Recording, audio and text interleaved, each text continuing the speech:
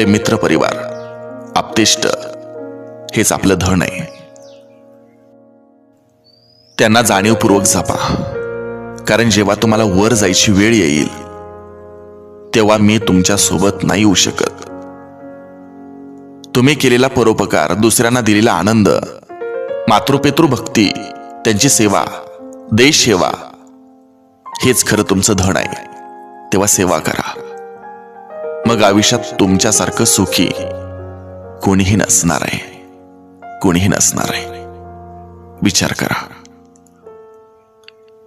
रसिकानो, दोस्तानो, हा विचार तुम्हाला कसा वाटला जरूर कळवा. हा विचार कोणी लिहिला होता माहित नाही, पण ज्यांचा असेल त्याला सॅल्यूट. याचं सारं श्रेय त्याला.